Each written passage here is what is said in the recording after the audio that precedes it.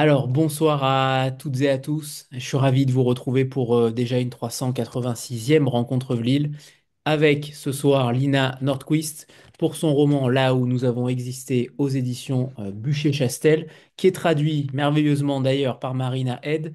Et ce soir, on a également la chance, on a un beau plateau, puisqu'on a aussi l'éditrice et interprète talentueuse en la présence de Maëlys de la Jugie, qui est donc éditrice, en plus de faire l'interprète pardon, ce soir.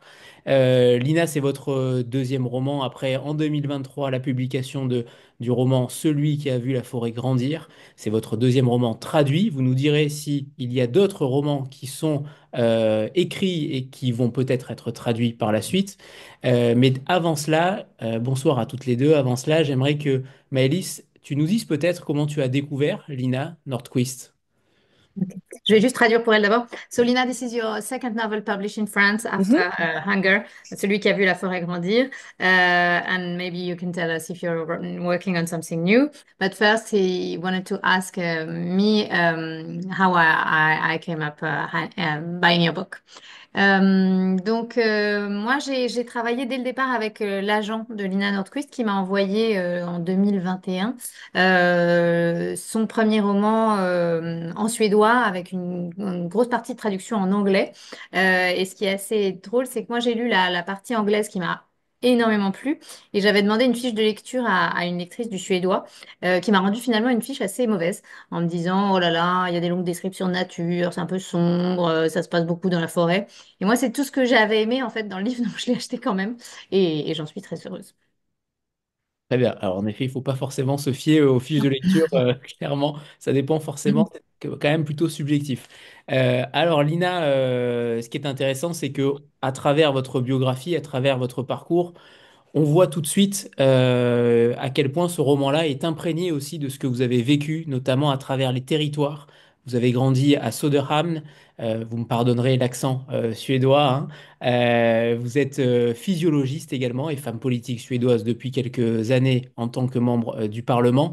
Vous avez fait une formation de pharmacienne, vous me corrigez si ce n'est pas le cas. Vous avez fait des recherches sur la tension artérielle et le diabète. Pour le coup, on comprend que vous avez tout reformulé maintenant pour vos lecteurs. C'est maintenant les lecteurs qui ont cette tension artérielle. Et ensuite, vous devenez professeur agrégé en physiologie, puis ensuite maître de conférence à l'université d'Uppsala. Uppsala qui a aussi un lien avec le roman. Et vous êtes originaire de la province de Hälsingland, là aussi, qui a aussi un lien. Toutes les villes dans lesquelles vous êtes passé sont dans le roman. Et pour le coup, j'aimerais déjà savoir quel est le point de départ de l'écriture. Est-ce que c'est un souvenir familial? Est-ce que c'est une atmosphère? Est-ce que ce sont plutôt les territoires? Qu'est-ce qui a débuté pour l'écriture de ce roman? So, Lina, reading your biography, we can see how much your novel is full of your real life. You grew up in Soderham. Sorry for the accent. You're a politician. You're a scientist. You studied pharmacy, if I'm not mistaken, and with research on tension and diabetes. And now you are making the readers really tense reading your novel. You're a teacher, and you taught in Uppsala, which we can find in the novel, and you are originally from the Hälsingland province, that we can also find in a novel. So what I want to ask is really what is the starting point of the novel? Is it a family story? Is it a memory? Is it a sense of place? What really started your work? Oh, how many hours do we have? To be honest, I've always read novels. I've always loved stories and books, but I never thought I would write something ever until my two boys were born, and they were born pretty close together. So one in 2011 and the other in 2012. And I think that was the starting point because somehow becoming a parent made me somehow see the world in a different way. Everything around me became more beautiful, but also much more brutal. Somehow, the delicacy of life, how everything can come to an end, that became so obvious. Maybe I should stop there and go on for a bit later. Ben alors, je ne sais pas combien de temps j'ai pour répondre à cette question. En fait, j'ai toujours été une grosse lectrice de romans. J'adore les histoires, mais jamais je pensais écrire un jour mon propre roman. Et tout a commencé quand j'ai eu mes deux garçons qui sont nés de manière assez rapprochée. J'en ai eu un en 2011 et le deuxième en 2012. Et ça, c'est vraiment le point de départ de mon écriture parce que en devenant parent, j'ai eu vraiment une nouvelle vision du monde. J'ai vu le monde comme un espace qui était tout à coup beaucoup plus beau, mais aussi beaucoup plus brutal. La délicatesse, la fragilité de la vie m'est apparue tout à coup et sa finitude. Et c'est vraiment ça qui a tout commencé. Exactly. And so I noticed after probably 6 months that I'd started writing things on the back of receipts, in the margin of my scientific booklets. I was supposed to read science, but instead I was writing strange things in the margin. And I just kept on throwing all these notes away. I cleaned out my handbag, I cleaned out my working bag, my desk, my drawers, my closet. There were notes everywhere.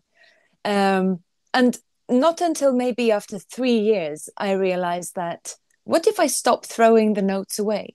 What if I put them all out on the floor and I see if somehow they all belong together? And they did belong together because that was actually the start of the first novel, Celui qui a vu la forêt grandir. That's how that came to life. It sort of started being written without me actually knowing, and I tried to throw it away. En fait, ce qui s'est passé, c'est que je m'en suis rendu compte seulement 6 mois après que j'avais commencé à écrire partout. J'écrivais sur le dos des reçus bancaires, j'écrivais dans les marges de mes revues scientifiques que j'étais censée lire, mais à la place, j'écrivais des choses étranges dans les marges. Et puis au fur et à mesure, en fait, je jetais toutes ces notes. J'ai tout nettoyé, mon bureau, ma maison, mon sac, et j'avais plein de notes que je jetais au fur et à mesure. Et ça a duré 3 ans. Et un jour, je me suis dit, mais si à la place de jeter les notes, je les étendais toutes sur le sol et j'essayais de voir est-ce que ça donne quelque chose. Et en fait, ça donnait quelque chose parce que ça a été vraiment le début de mon premier roman, Celui qui a vu la forêt grandir. Et c'est comme ça qu'il a pris vie. Je suis croire que je suis devenue une écrivaine sans vraiment m'en apercevoir. Je rebondis sur ce que vous disiez sur vos enfants, finalement, parce qu'il y a aussi une question de fraternité. Là, pour le coup, il y a deux frères, dont l'un qui prend sous son aile le petit. Qu'est-ce que vous vouliez mettre en avant à travers cette fraternité, à travers cette difficulté, finalement, à un moment donné dans le livre, vous dites avoir un frère, c'est tout un monde. Et en effet, c'est tout un monde. On imagine tous ces enfants qui n'ont pas eu la chance, peut-être, chance ou malchance, peu importe, mais d'avoir une fraternité, une sororité, peu importe. Mais qu'est-ce que, qu'est-ce que vous mettez en avant à travers cette thématique de la fraternité qui est extrêmement forte dans le roman? Et ensuite, évidemment, on parlera de cette structure narrative que vous mettez en avant qui est là aussi plein de sens et plein de silence également. So coming back to what you were saying about your kids, I think one of the main themes of the novel is brotherhood. We have two brothers. The oldest one really takes care of the youngest one. And what did you want to convey talking about brotherhood like that? You said at one point in the novel that being a brother is a whole world. And I think it's really true. And we can think about all the kids that did not maybe have the chance, if it's a chance to have a brother or a sister. So what did you want to convey with this theme? And then we will talk about the structure of your novel, which really brings out all the main themes. Well, I think the so my feelings behind the latest novel is, of course, the love between two brothers or two siblings. And I think it comes from me seeing my children helping each other and seeing that it doesn't matter how much they fight. It doesn't matter how sick and tired they are of each other. When it's important, they stick together.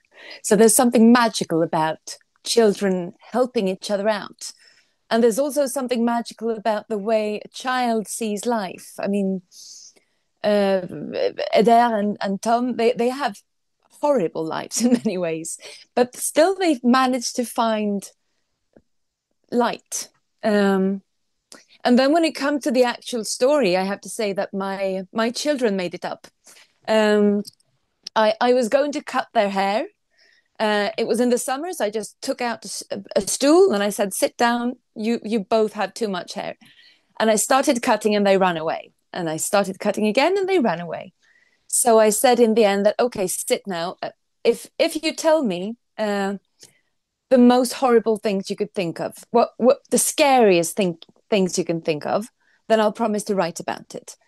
And so they said, being all alone at home with nobody taking care of you. So I wrote about that and put it in the novel. They're not really alone, but it feels like they're alone. And they said, going through a dark forest and not knowing where you're going, being afraid of grown-ups, not knowing if they're there to help you or if they're actually out to get you. So I took all those things and put them in the novel. And then I said not to scare them too much. So what's the most wonderful thing that could happen? So they said going fishing with grandpa, making a cake with grandpa, knowing that you have someone who will always stick out for you and who will always help you and never leave you, no matter what. So I just took all those things. And then, of course, my very sort of mushy feelings for children. Well, I baked the book.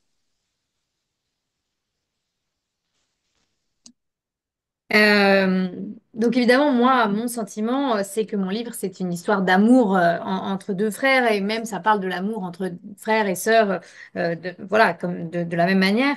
Et ça, je le vois dans mes enfants, en fait. Je vois la manière dont ils s'entraident. Évidemment qu'ils se disputent tout le temps, mais quand c'est vraiment important, ils sont rassemblés et ils sont l'un avec l'autre. Et je trouve ça vraiment magique de pouvoir voir ça. Et je trouve ça aussi magique de voir la manière dont les enfants regardent le monde.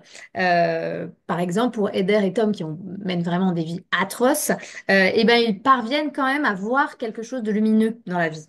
Et en fait, j'avoue que le principe de mon histoire, ce sont mes enfants qui l'ont inventé, parce que je me rappelle, c'était l'été, je voulais leur couper les cheveux et j'ai attrapé un tabouret, je leur ai dit, allez, on s'assoit, il faut que je vous coupe les cheveux, là, vous en avez vraiment trop. Évidemment, chaque fois que je commençais à couper, ils partaient en courant, je coupais, ils partaient en courant. Et au bout d'un moment, pour les tenir, j'ai dit, bon, ok, allez, on s'assoit et vous allez me dire les pires choses auxquelles vous pouvez penser. Et moi, je vous promets que j'écrirai là-dessus. Et donc, ils m'ont dit, bah, ce serait terrible d'être seul dans une maison avec personne pour s'occuper de vous. Donc, je l'ai mis dans le roman. Alors, c'est pas exactement tout seul, mais ça y ressemble. Euh, Ils ont dit, traverser une forêt sombre sans savoir où est-ce qu'on va pouvoir s'arrêter. Et donc, je l'ai mis dans le roman. Être terrifié par des adultes dont on ne sait pas s'ils sont là pour vous aider ou pour vous faire du mal. Et puis pour équilibrer tout ça, après j'aurais dit, alors dites-moi les choses les plus merveilleuses auxquelles vous pouvez penser. Et donc ils ont dit, bah, pêcher avec grand-père, faire un gâteau avec grand-père, avoir quelqu'un dans sa vie qui est toujours là, qui vous soutient et qui vous aide quoi qu'il arrive. Et donc j'ai pris tout ça et j'ai pris les sentiments que ça m'inspirait. Et puis bah, j'ai cuisiné un livre. Après la vérité qui sort de la bouche des enfants, on pourra dire maintenant la fiction sort de la bouche des enfants. Clairement. So after truth, we say in France, truth comes out children's mouth, and now we can say that fiction also does. Oh, yes. Alors justement, ce grand-père, Heimer, qui est véritablement un roc, qui est une figure paternelle clairement de substitution avec ce père qui est absent, dont on ne sait encore pour l'instant rien. Et de l'autre côté, on a donc Bénédicte, cette mère extrêmement... Alors, je ne sais pas comment la définir finalement, parce qu'elle est extrêmement forte et à la fois faible. Il y a une absence de manichéisme total dans cette femme-là. Elle a le bien, le mal en elle qui s'y mêle. Elle est incarnée. Elle fait figure aussi de féminité extrêmement puissante. Je ne sais pas ce que vous vouliez mettre derrière cette femme-là, derrière cette mère, mais il y a beaucoup de choses en elle. Il y a beaucoup d'éléments, notamment à travers aussi ses enfants, parce qu'au départ de l'action, au départ du livre, elle est quand même plutôt distante avec ses enfants. Elle a une certaine froideur. Elle est difficile d'accès. Ses enfants sont plutôt perplexes, sont perdus par rapport à son lien avec elle. Qu'est-ce que vous vouliez mettre derrière cette femme qui m'a fasciné, cette femme de Bénédicte, cette mère de Bénédicte qui est extrêmement incarnée et finalement que vous tissez en filigrane sans en dire trop dans cette période de 1935? So, of course, we have the grandfather who's really the rock. and the father figure because the father is away and we don't know much about him. And we have Benedict, the mother, and she's a very nuanced character. We really don't know what to think of her because she's both very strong and sometimes quite weak. Uh, Good and bad really mixed together in her character. She's very feminine. We don't know really what to think of her. She contains multitude. For example, with her kids, at the beginning, she's quite distant. She's not very easy to reach, and they don't know really how to position themselves around her. She fascinated me, but I was wondering, what were you trying to say with her? Well, I'm not sure I'm clever enough to try to say something, but I think that whenever we meet people that we really don't know, we only get like a flash of that person at this one's minute in time. And I think if you look at Benedict, depending on when you meet her, you would think something about her. You might say, "Oh, she's a horrible mother. She's terrible." Or you might say, "Oh, poor woman, what a wreck. How sad. She could have become a nice person, but she didn't." Or you could, if you meet her a bit earlier on, maybe you will say, "This woman will do anything for her children."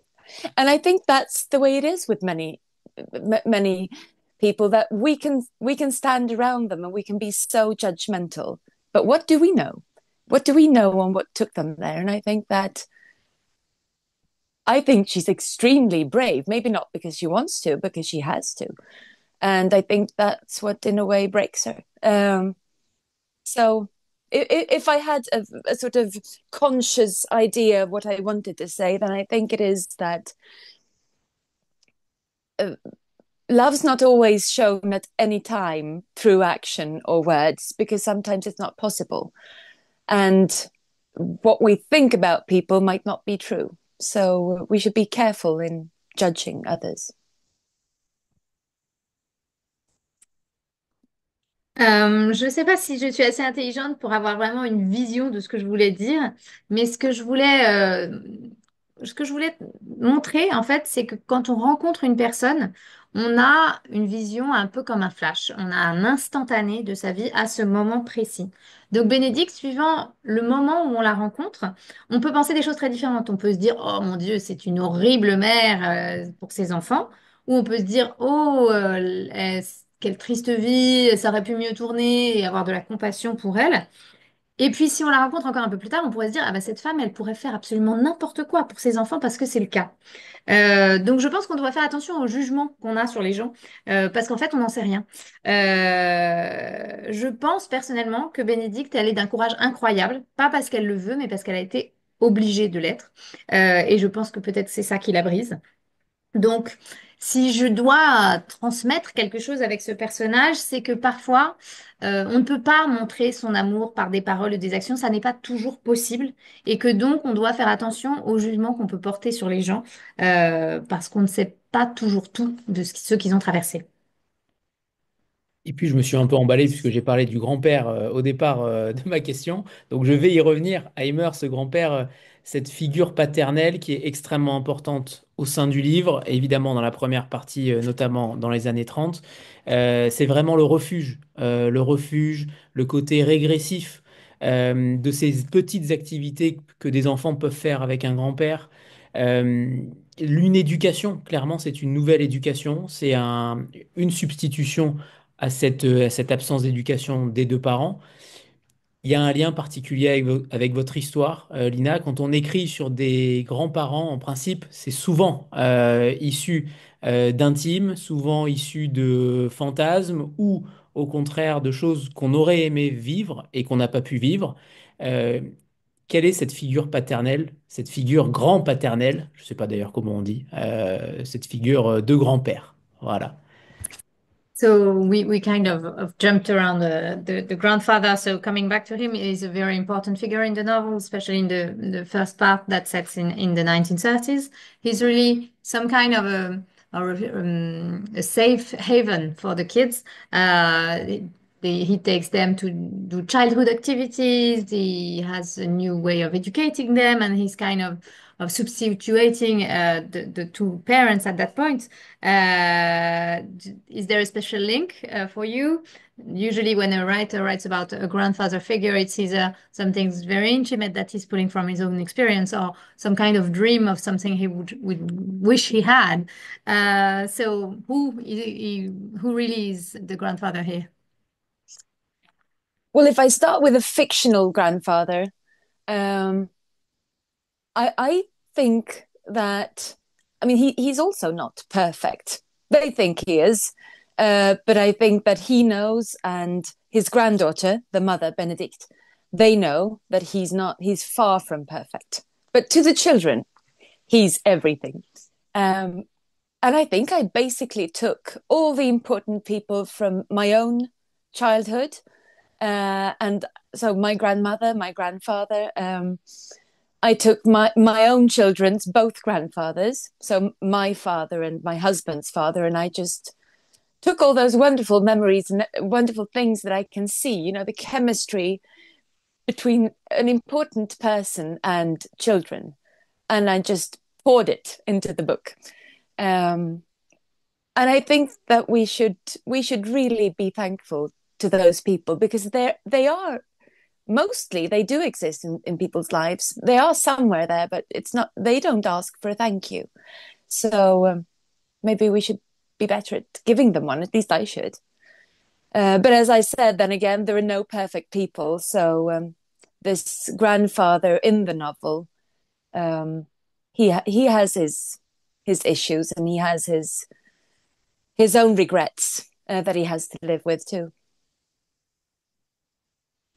Euh, donc c'est un grand-père fictionnel, et il n'est pas parfait, même si lui pense l'être. Lui et Bénédicte savent bien tous les deux qu'il n'est pas entièrement parfait. Mais en revanche, pour les enfants, il est absolument tout leur monde.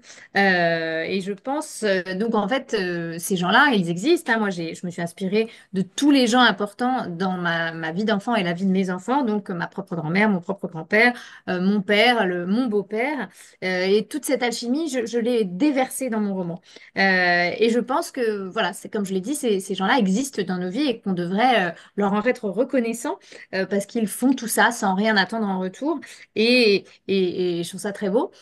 Encore une fois, personne n'est parfait. Donc ce grand-père dont on parle, il a ses problèmes, il a aussi ses regrets. Et puis, on a parlé de cette période de 1935, mais ce n'est pas la seule, 34-35, ce n'est pas la seule, puisqu'il y a trois périodes, les années 30 d'un côté, les années 50 de l'autre, et enfin 2024 pour finir. Tout cela n'est pas chronologique, puisque vous mêlez chaque époque les unes aux autres, en fonction des événements aussi. C'est Eder qui va donc être le narrateur principal de ce texte-là.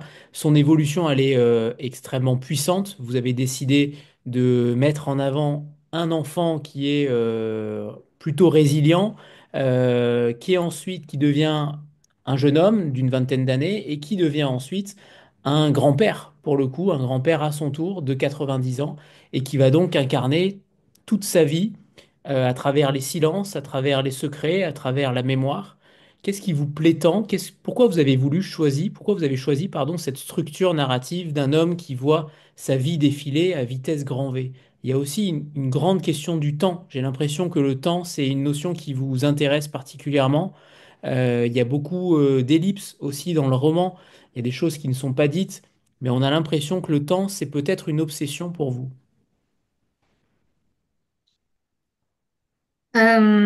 Oui, and then to come back to the structure, so your book is divided into three parts that are not chronologically aligned.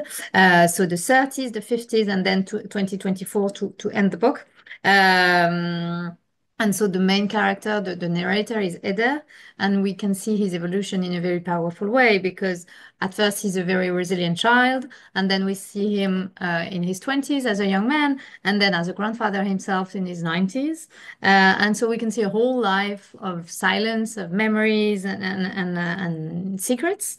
And this is a very powerful structure, as I was saying, because you can see really this life going fast forwarding in front of your eyes.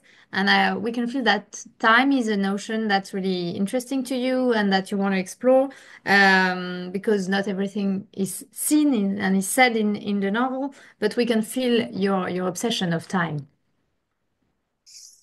Yes, I think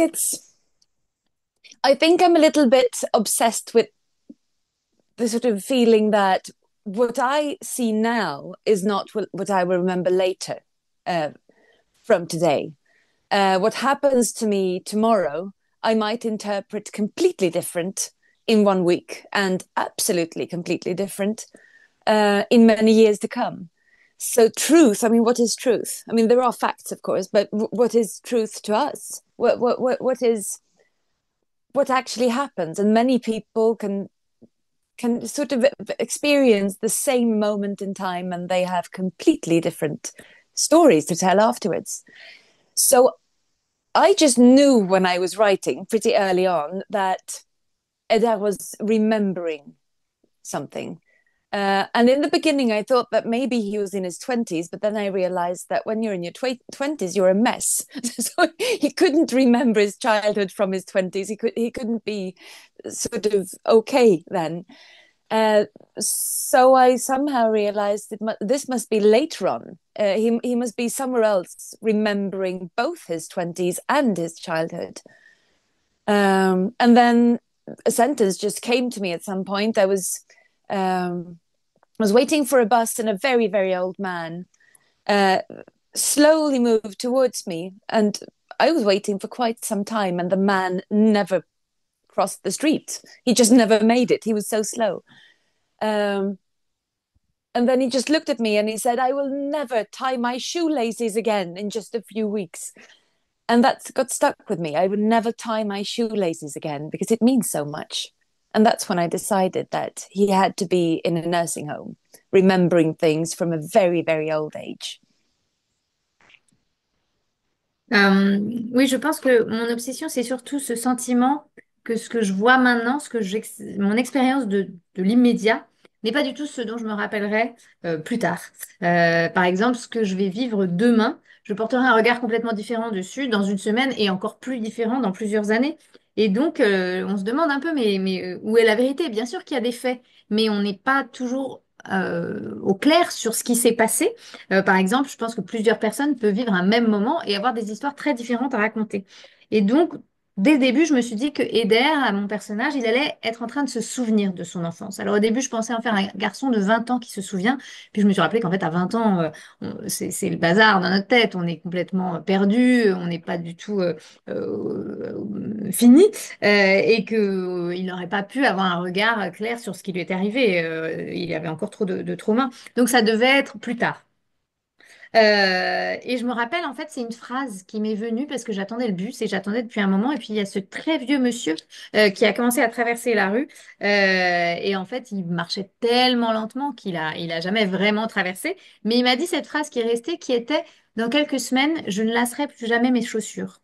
Et en fait, cette phrase a eu un écho un peu immédiat en moi. Et c'est là que j'ai décidé qu'en fait, Eder, au moment où il se souvenait, il allait être dans une maison de retraite. Et puis, c'est à travers ces époques-là, c'est aussi l'histoire de la Suède, finalement. Entre ces années 30 où il y a des difficultés économiques claires, un petit peu dans toute l'Europe, mais aussi en Suède. Et puis ces années 50 avec peut-être l'apparition de l'État-providence, l'apparition d'un nouveau système. Et enfin, le côté contemporain que vous maîtrisez évidemment parfaitement aujourd'hui, notamment au Parlement européen, au Parlement suédois. Est-ce que vous avez aussi voulu, à travers ce roman-là, parler de la Suède dans son ensemble, de son histoire, de sa construction aussi? Vous le faites par petites touches, finalement, à travers les personnages. C'est une sorte de paravent derrière les personnages, mais on le sent. On sent qu'il y a aussi une envie de définir une époque, de donner du contexte à une époque. Est-ce que je me trompe totalement ou pas? Je ne sais pas, mais racontez-nous aussi cette envie, étant donné que vous avez aussi une casquette politique. Et à l'instant, vous venez de dire que faut pas forcément se rappeler des choses, ou en tout cas d'avoir une mémoire plutôt tronquée. Euh, Est-ce que vous avez voulu faire cela également? Est-ce que vous avez voulu donner aussi une voix à la construction du pays suédois? So through those different timelines and time in moments in time, you are also telling a bit of Swedish history. So the 30s, where everywhere in Europe is facing very harsh economical difficulties, and then the 50s, where there's a new system in place, and then the our times that you are. You're really an expert of, since you're a politician yourself. Did you want to speak about Sweden as a whole with its construction and its history? Did you want to define it through different timelines? I'm not sure I'm in the right here, but I want to know your feeling about it, because you just said that memory can be tricky. So did you want to give a voice to the construction of Sweden as a country? Maybe yes, in a way, because I think that it doesn't really matter what epoch I write about. I will always somehow be drawn to secrets, people not taken care of, forgotten people, people who need to somehow have someone speaking for them, but they don't have anyone. So, in a way, it doesn't matter what epoch I write about. But then again, if I compare my life today with the 30s, then maybe I should be a little bit more grateful sometimes. So it's a double feeling. It's the feeling of all these people who need the rest of us to help them in any time, anywhere, everywhere on the planet.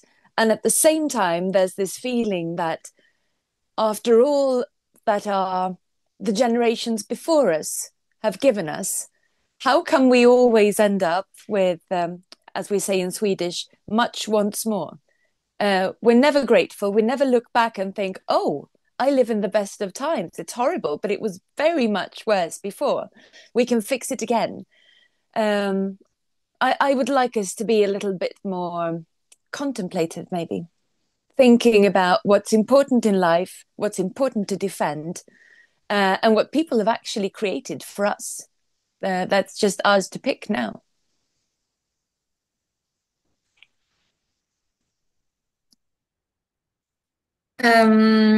Oui, oui, peut-être que oui, mais je pense aussi que quelle que soit l'époque sur laquelle j'écris, je serai toujours attirée par la notion de secret, et aussi par les gens qui sont ignorés ou oubliés et qui n'ont personne pour les défendre et qui n'ont pas de voix pour le faire. Donc c'est sûr que là aujourd'hui, moi, si je compare ma vie actuelle à la vie des Suédois dans les années 30, je me dis que je devrais être un peu plus reconnaissante. Et je pense que on doit toujours faire attention à prendre voix pour chacun, toute personne qui en aurait besoin, où que ce soit, à quelque époque que ce soit. Et je pense que c'est important de se rappeler aussi qu'il y a eu des générations avant nous et qui ont énormément voilà, souffert et ont obtenu des avancées. Et comment ça se fait qu'on soit toujours à se dire que oh là là, c'est très dur, et qu'on se rende pas compte que finalement les temps précédents ont été quand même assez atroces, et qu'on a réussi à régler quelque chose, et que donc ça veut dire qu'on peut encore régler des problèmes et aller de l'avant. Euh, c'est important en fait de se retourner sur le passé. C'est important dans la vie de savoir ce qu'on a envie de défendre, ce qu'on a envie d'accomplir. Et voilà, c'est ce que je voulais mettre dans mon livre. Et puis à côté de cela, on a une immense partie du roman qui est comment dire, propulsé vers la nature, qui est extrêmement tourné vers la nature. Vous écumez beaucoup de lieux suédois, évidemment, mais pas que. On parlera de Laruns juste après. Mais vous écumez Uppsala, Söderhamn, Hälsingland, dont vous êtes issu. Donc là, pour le coup, j'imagine que vous connaissez parfaitement votre territoire, mais pas que. Vous allez à Brinas, notamment. J'aimerais que vous nous parliez peut-être de cet attrait au territoire suédois. Est-ce que c'est un matériau littéraire que vous aimez travailler? Il y a beaucoup de descriptions sur la nature, sur les éléments. C'est un roman très atmosphérique. On parle souvent de nature writing. Ok, mais là, c'est un peu plus finalement. Euh, Quel est votre lien justement avec le territoire et notamment les territoires suédois? And then there is a whole part of the book that's dedicated to nature and Swedish nature, but not only. You talk about Uppsala, Söderhamn, Hälsingland, where which apparently you know really well, Brinas. So you have a strong feeling for Swedish territory, and it's becoming an important motive in your writing. A beautiful description of nature and the elements. It's very atmospheric. We often talk in France about nature writing, but it feels even more. You have a very strong sense of place, and you wanted to speak about your link to Swedish territory, I believe. Et je rajouterais, pardon, Maëlys, And then I would say, est-ce que vous vous êtes déplacé dans tous ces did lieux? you did you visit all these places to write a novel? Well, first of all, thank you. Thank you so much for the compliment. Um, yes, I didn't visit, but I grew up there. I think, ironically enough, I have a wild imagination, but a very bad memory. I cannot even describe a kitchen without forgetting till the next time I sit down and write another Sunday. Where was the window and where was the table and what was on the walls? And the forest is even worse because how should I remember where all these little paths lead and where's the big rock and where's the lake? So I use my wild imagination with stories, but when it comes to places and maps, I stick to where I've actually walked. So they're my forests and they're my meadows and they're my fields. Because my memory is too bad to make them up and then remember what I made up. And I think that my relationship with nature is that to me it's more or less it's a character, I think, in its own. Because especially in the north of Sweden, nature it's beautiful. It can feed you, it can help you, it can give you anything you need. You can build a house and you can pick your food. But then comes winter and it can kill you. And of course, my grandfather was actually a forest man. He worked with chopping down trees many years ago. And the forest killed people that way too. Everyone did not come home every evening.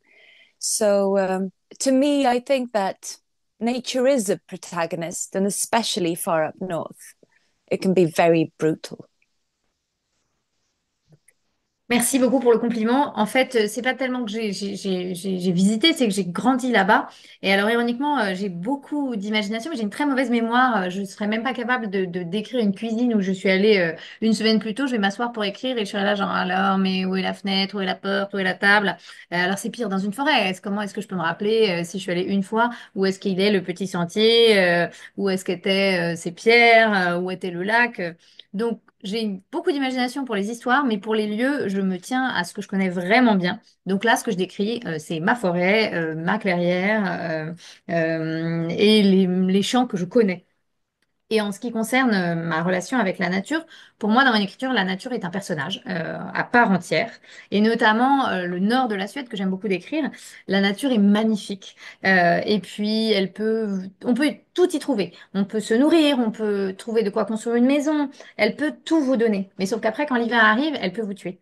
Mon grand-père, par exemple, était bûcheron.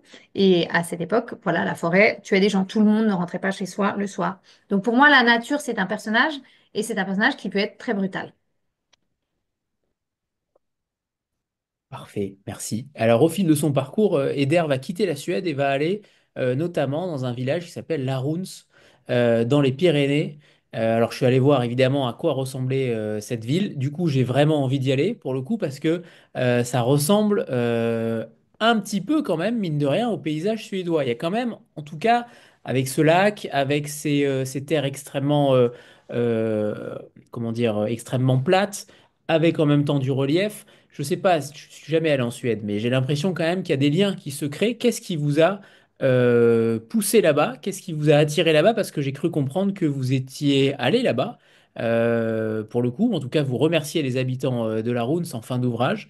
Donc j'imagine que vous avez un lien particulier aussi là-bas. Racontez-nous cette histoire qui peut paraître surprenante pour une autrice suédoise. At one point, Eder leaves Sweden and he goes to Lahuns, which is a town in the Pyrenees. And so I was curious. So I went to see the pictures and I was quite stricken because it looked what I imagine of Sweden. There's a lake. It has some fields and some meadows, but also some mountains. What drew you there? And I think you went there because you acknowledge the people of Lahuns at the end of the novel. So I really wanted to know that story. Well, I was actually, thanks to my to my French colleagues, I was invited to a literature festival.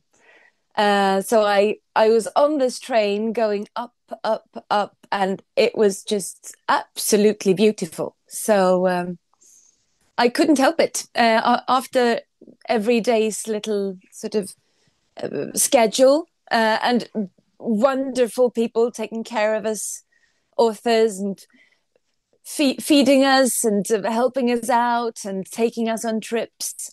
Then before I went to sleep, I just couldn't help putting Eder and his girlfriend exactly there because I just felt that this is where they need to go.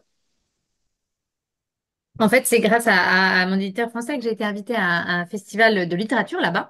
Et j'étais dans ce petit train qui montait, montait, montait. Et c'était magnifique. Et donc, après les événements de la journée, avec ces gens merveilleux qui nous ont nourris, qui nous ont accompagnés partout, nous ont aidés, et ben, j'ai pas pu m'empêcher. J'ai mis des petites notes sur le papier parce que je voulais vraiment que Eder et sa fiancée se retrouvent ici. Donc, c'était exactement là qu'ils devaient être. Bah, c'est un beau témoignage. En tout cas, c'est une belle reconnaissance aussi envers ses lecteurs. Ce qui n'est pas So toujours nice le cas. testimony to those readers. Alors, avant que vous nous lisiez un extrait, Lina en anglais et ensuite traduit par Maëlys, on va prendre une petite photo de groupe, voilà, comme on en a So l'habitude. before you read, he's gonna take a picture of the event. Okay. Voilà. 3, 2, 1, et c'est bon, parfait. Eh bien, c'est à vous, Lina, pour un premier extrait. So now you read, and then I will. Perfect. So I picked a page that's very early in the book because I don't want to destroy the ending, obviously. And this part is where Eder and his little brother and his mother, they've just gotten off the train. It's the middle of the winter. It's very, very dark and cold outside. And this is where they meet Benedict's grandfather, so Eder's great grandfather, in this snowy countryside station. Should I start, or do you want to translate that piece first? Oh, I'm gonna translate after you're done, so it makes sense Okay. to do. Perfect. So, you've grown up, Benedict. Almost 25 years old, aren't you now? When the two of you left, you only reached me to up here, he said, pointing to a coat button. The grandpa man grabbed one of our bags. He pointed into the darkness behind the station building, and then he made a sweep with his arm. Come on, there's a ride waiting for us on the other side. Then he headed in the direction he'd pointed, slightly bent over his swelling old man belly. Little Lennart will drive us home in a flatbed truck tonight, he said over his shoulder.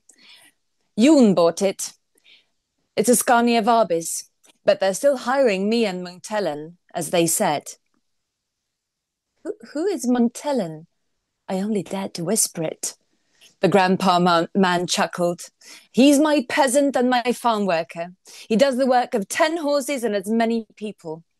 It's his tractor, Eder, said my mother. My mother told me all about it when I was growing up, Eder, both here in Helsingland and after we left. That tractor is everything we have, and it's the root of everything that has happened to us. She looked strange when she said it. And the farmer, who was little Lennart, he stood next to the flatbed truck all of a sudden, short and sturdy in a grey sheepskin hat. He looked about my mother's age under the captain's rep, startled, but then he seemed happy when he saw us. Good to see you, he said to my mother. He spread his arms out And Mother made a move towards him. Yoon sends his greetings, he said. And then she stopped herself and she just grabbed the flatbed railing instead. You can tell him that we won't be here too long, not more than a while. The farmer's hands dropped, his gaze fixed on the snowstorm behind us. Thank you. Oui, donc je vais vous lire une partie du début pour ne pas gâcher la fin. C'est un moment où Eder, Tom et leur mère sortent du train et c'est l'hiver, il fait froid, il fait noir. Ils rencontrent le grand-père de Bénédicte, donc leur arrière-grand-père, et il neige beaucoup. Du coup, je rapproche là-dessus. Dire que tu es adulte, Bénédicte, ça doit te faire 25 ans, n'est-ce pas? Quand vous êtes parti, tu m'arrivais là, a-t-il précisé en montrant l'un des boutons de son pardessus. Le grand-père a attrapé une valise et a pointé derrière, dans le noir, près de la gare. Venez, on nous attend de l'autre côté. Il s'est mis en marche dans la direction qu'il indiquait, légèrement recroquevillé sur son gros ventre. Petit Lénard va nous raccompagner avec sa camionnette, a-t-il lancé par-dessus son épaule. C'est Jeanne qui l'a acheté, une Scania bis. Vabis. Mais il loue toujours mes services et ceux de mon Munktel. C'est qui Munktel? Je n'ai osé que pousser un murmure. Le grand-père a gloussé. Ouf, mon gamin, il est capable de faire le boulot de 10 chevaux et d'au moins autant d'hommes. C'est son tracteur, Eder, a expliqué maman. Ma mère m'en a parlé toute mon enfance. Non seulement quand on vivait ici, dans le Hansingland, mais une fois qu'on était à Gavle. Ce tracteur est tout ce que nous possédons et est la racine de ce qui s'est passé. En prononçant ces mots, elle a eu l'air bizarre. Le paysan, qu'on appelait Petit Lénard, se tenait à côté de sa camionnette, un homme trapu avec un bonnet gris et une peau de mouton. Derrière son collier de barbe, il paraissait avoir l'âge de maman. Même s'il a tressailli, notre présence semblait le réjouir. C'est bon de te voir, a-t-il dit à maman les bras ouverts. Elle a esquissé un mouvement vers lui. Yann te passe le bonjour. Mais elle s'est arrêtée dans son élan en se rattrapant à la benne de la camionnette. Tu peux lui dire qu'on ne va pas rester longtemps. Le paysan a laissé tomber les bras et a fixé son regard sur la neige tourbillonnant derrière nous. Merci. Thank you so much. Merci à toutes les deux. Euh, Lina, j'aimerais que vous nous parliez peut-être de votre attachement au personnage. Est-ce qu'il y a un personnage qui, entre guillemets, vous accompagne encore après l'écriture de ce roman, qui vous accompagne sur votre épaule? Est-ce que c'est cette mère? Est-ce que c'est ce grand-père? Est-ce que c'est au contraire le narrateur? Est-ce que Eder est toujours avec vous après l'écriture du roman? Est-ce que pour vous, je sais que certains auteurs tirent un trait une fois l'écriture terminée et passent à autre chose, vous, est-ce que vous gardez vos personnages en vous, que ce soit pour le premier ou le second roman? So, Lina, I wanted to talk to you about your relationship to your characters. Is there a character that's kind of still with you after ending the book, whether it's the mother, the grandfather, or the narrator, Eder? I know certain writers really are done when they're done and they let the characters rest. Do you have a character that's still with you, whether it's from the first novel or the second one?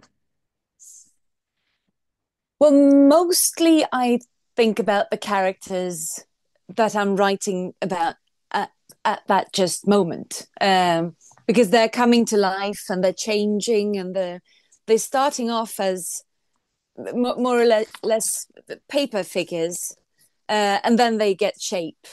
So they're always in the back of my head. Sometimes I have to tell them to shut up. But then again, some of the characters that should be over and done with, they should be in my bookshelf. They can wake up sometimes when something happens. If I see somebody that I imagine look like them or sound like them, if something happens that I'm thinking, oh, not this is exactly like what happened to Uni in my first novel, for instance, or Eder in this second one. So I try to keep them away, but they sometimes don't do as I say.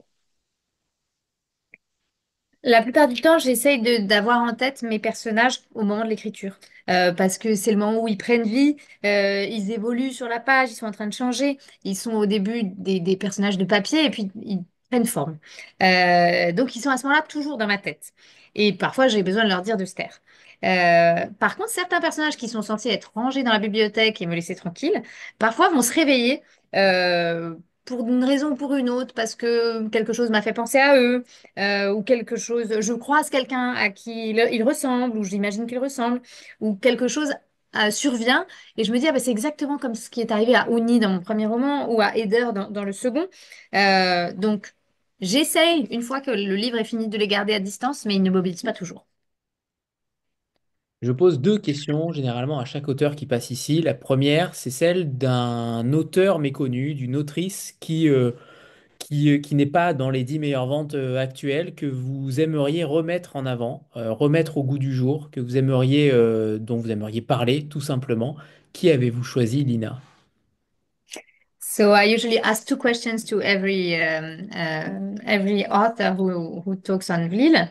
The first question is about not not an unknown author, but an author that's not very well known, whose books are not bestsellers, and that you want to highlight or you want to talk about. Who did you pick? This is such a difficult question because first I didn't even know what novels are published in French, so you can actually find them and read them. And then I realized I have no idea. Maybe they're very well known, and I'm now stating the obvious to you, and everyone's already read it. So I cheated and I picked two. Sorry. The first one that I thought about was one of my own favorite books. It's I think he's Norwegian. His name is Lars Meeting, and his one of the first ones I read was Les Césars de la Somme. I think it's pronounced something like that. And then uh, another author that I really, really like, and I think that she's always surprising. It's never what I think it is, and I always love it, is Carolina Ramkist. One of her books is in French is called De pain et de lait, and another one is called La Femme Ours. And they're very different from each other. They're very different from other novels I've read, and I really love them. So sorry for cheating, and if you already know all these books, then congratulations. Alors, c'est une question très difficile parce qu'en fait, je sais même pas quels romans sont publiés en France et peut-être que dont j'imagine qu'ils sont méconnus sont en fait super connus. Donc, j'ai triché et j'ai choisi deux auteurs. Le premier, c'est Lars Mittig, que j'aime beaucoup et notamment un de ses premiers livres. What was the title you were mentioning? Les Lars Mittig? arbres de la Somme. Les Les 16 Césars arbres de de la la Somme? Somme. Ah, les 16 arbres 16 de la arbres. Somme. Les 16 arbres de la Somme. Et puis une autre autrice que j'aime beaucoup parce qu'elle est toujours surprenante et elle fait jamais la même chose, c'est Carolina Ramvist. Je tiens à préciser qu'elle est publiée aux éditions Buchet-Chastel. Elle a deux romans qui sont traduits en France, qui sont De pain et de lait et La femme ours. Et ils sont tous les deux très différents et à chaque fois c'est très différent. Et je l'adore. Donc désolée d'avoir triché. Et si vous connaissez ces deux auteurs, bravo. Et vous avez bien fait parce qu'en effet, elles sont plutôt méconnues en tout cas. Lars Meeting est un petit peu plus connu, mais pour Carolina, I knew ah, you share a translator. I published Carolina in France.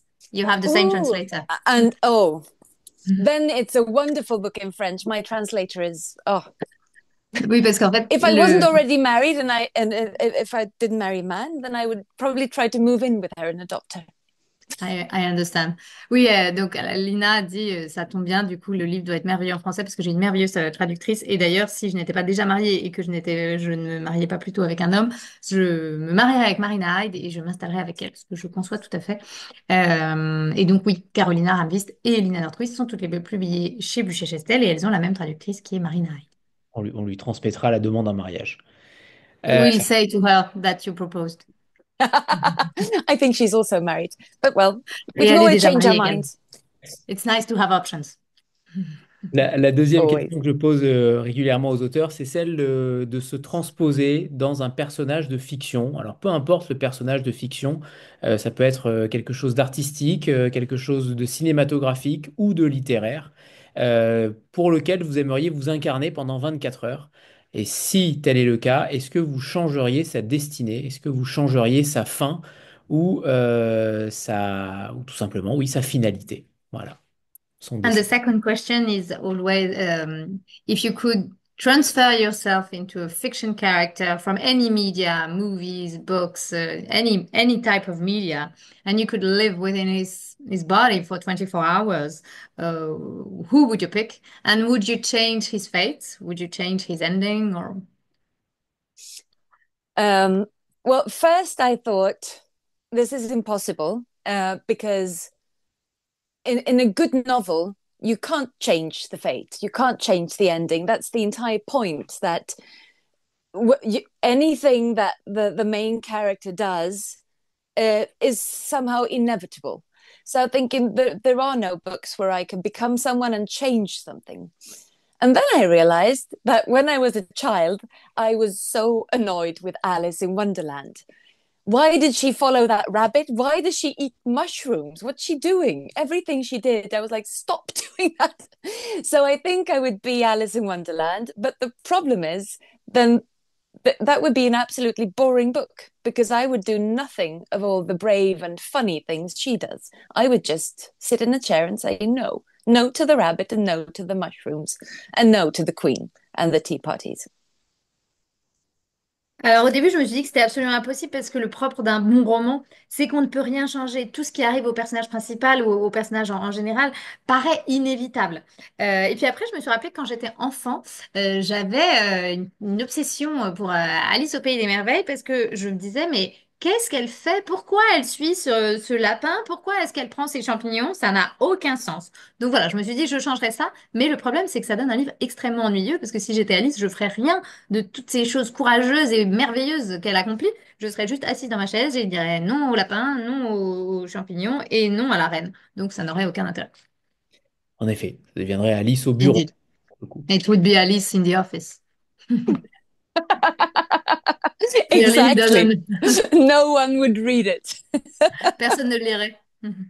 Alors, et ma dernière question, c'est, je l'ai un petit peu abordé au tout début de la rencontre, c'est, je ne sais pas s'il y a des livres que vous avez écrits et qui sont peut-être déjà publiés en Suède, au-delà de ces deux-là qu'on a eu la chance de lire en français. Est-ce qu'il y a un prochain ouvrage qui va potentiellement sortir aux éditions Bûcher-Chastel dans un an? Est-ce que vous avez déjà écrit? Est-ce que vous avez déjà réfléchi à un autre sujet? Est-ce que vous allez continuer dans cette mouvance de la mémoire, des liens familiaux? Est-ce que vous avez envie d'aller ailleurs? Qu'est-ce que vous avez envie de faire plus tard, après ces deux romans?